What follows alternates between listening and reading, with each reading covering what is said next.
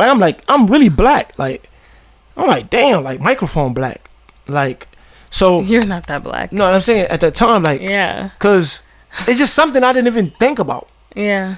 And then like one day I looked at myself. Maybe it's probably I probably was messing with my. What is it? What's the term? Paranoid. Not paranoid. Subconscious. When somebody says something is going on, and the next thing you know, I think it's mass hysteria, right?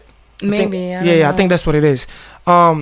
So like I was like maybe he said it and like I started believing it's something that's not really that like big of a deal, but now for you, you're constantly thinking about it. Yeah. So and then like I'm like, oh, that, because I'm like the whole time looking at my skin is like, I never really took a time to just look at my skin to say, yo, what color am I? Yeah. I just knew I was just dark skin, but we don't use the term dark or black. We just know we're Africans, and you are what you are. Mm-hmm. So it's like the fact that they start labeling you black as I'm like, but I'm black, you black, but you calling me black as hell. Mm-hmm. It make me think like, wait, what? Am I missing something? Mm-hmm. So it made me start thinking about like my skin color. It didn't change anything. Is it that mass hysteria is constellation of symptoms suggestive of organic illness, but without an identified cause in a group of people with the shared belief about the cause of the symptoms. Okay, like someone around and got something, and then you might think that you got it or whatever. Yeah. So it's like, oh, he black as hell. Mm-hmm.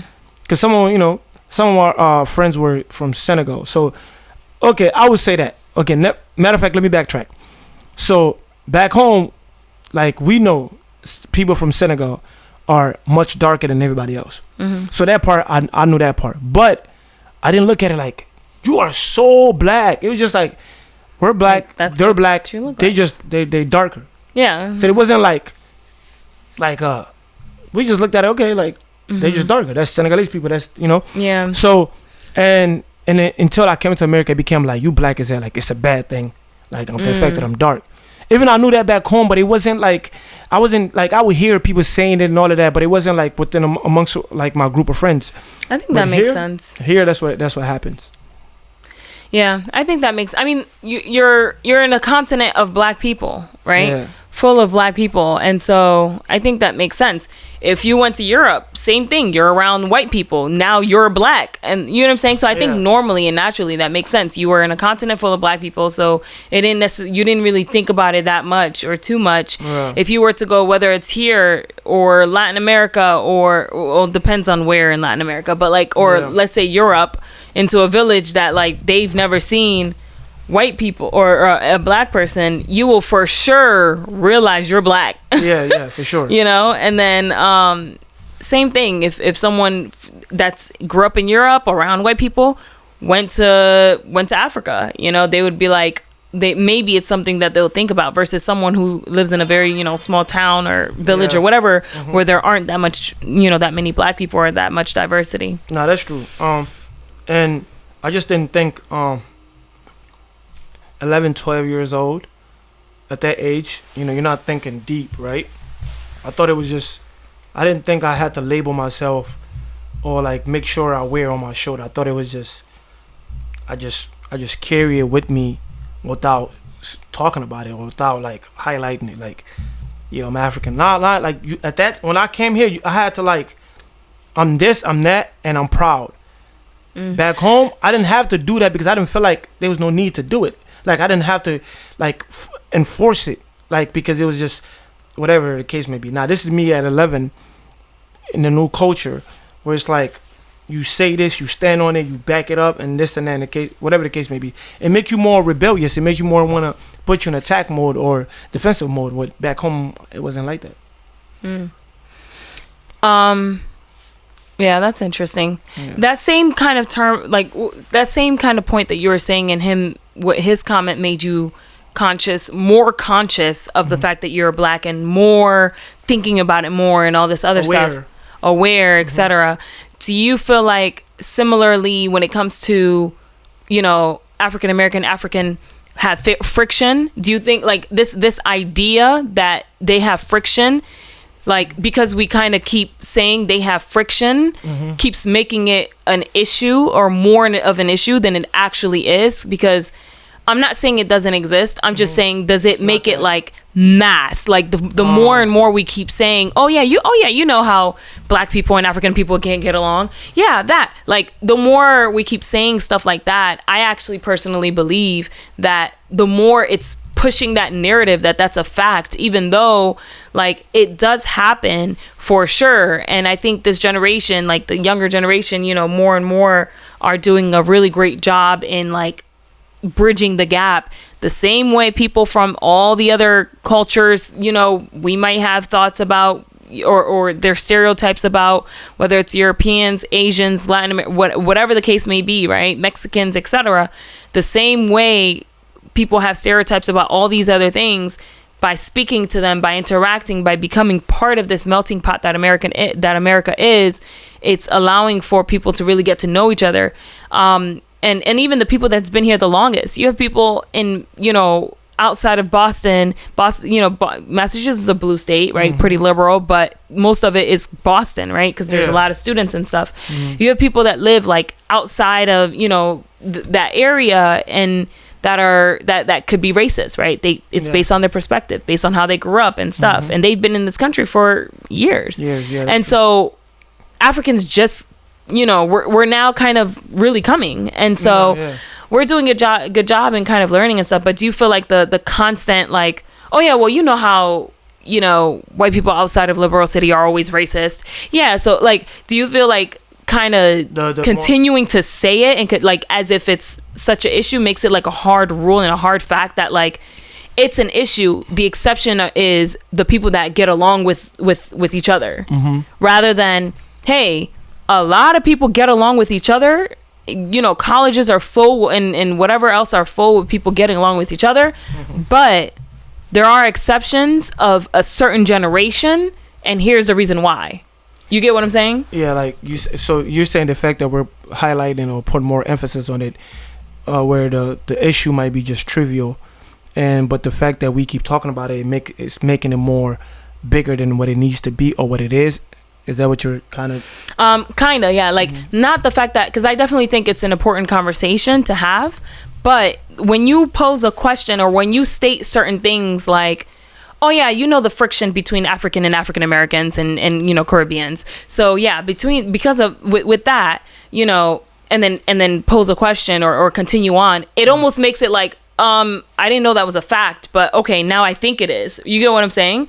Versus, you know, that there, you know, there are differences, whether it's, you know, between Caribbean and Africans and African Americans. And so there, you know, there have been people that have said that, that have said things about each other, right? Yeah. Like when you kind of make it like that, it kind of takes it out of that being the rule. Like, yeah, I mean, I kind of understand what you're saying. It's like, good. Yeah. Good. Because if I wasn't part of the community, like let's say we're talking to a white person, right?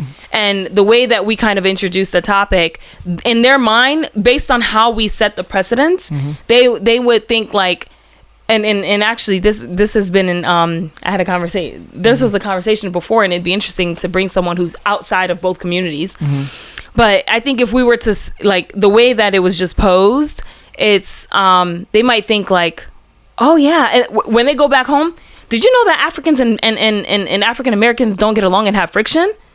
You get what I'm saying? Like it almost makes it. I get what you're saying. Yeah, I understand what you're saying. Yeah, but you're talking about somebody that's outside the community or outside the issue right at hand.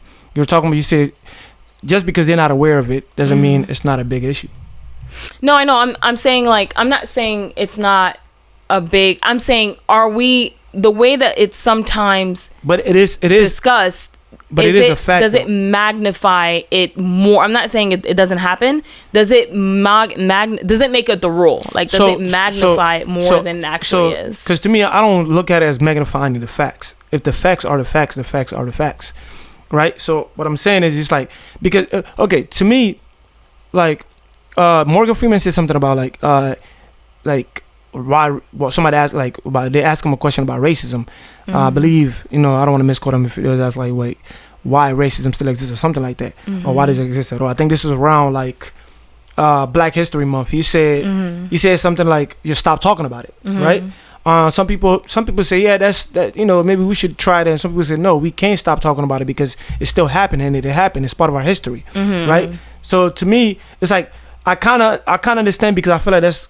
I don't want to say that's what you're trying to say, right? But you're saying like don't put too much emphasis on it, or don't put too much focus too much attention on it, where the situation is not as large, right? Yeah, not so again, I said it's important to have the conversation, and because it is an important topic and thing to it's the way we discuss. pose the question. Exactly. Like I even said the solution would be having these conversations and bridging the gap. For sure. But I'm saying the way that the question is posed, if I personally, if the issue of systematic racism in America and the issues that come with that, and how much that's a fact, I don't necessarily look at African Americans and African people have a friction as that same type of fact. No, it's not that. But there's issues there. Like, to me, it's like you need to like highlight it. You need to magnify it, right? And but in a positive way. It shouldn't be we're here.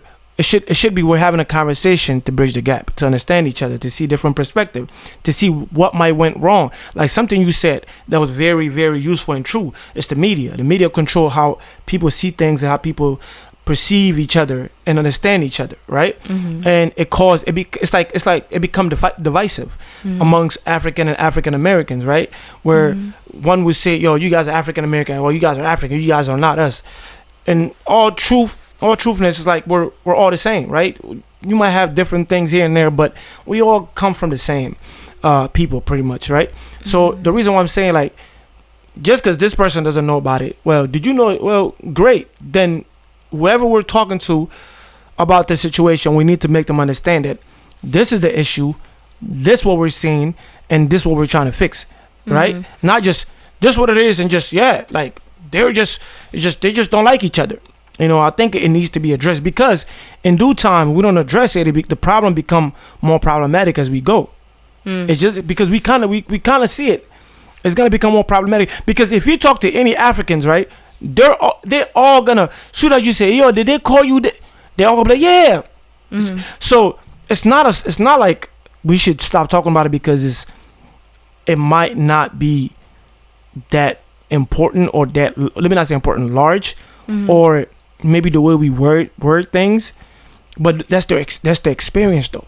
Like, right. And let me clarify, I didn't say stop talking about it. Yeah, not stop talking about it. So if let's say if I got jumped on and I kept getting called all type of names, or saying you guys are musty, you stink, or this and that, how do you want me to word that to somebody? That's my experience. How do I say, well, they weren't the nicest. Well, I got beat up, but it was great.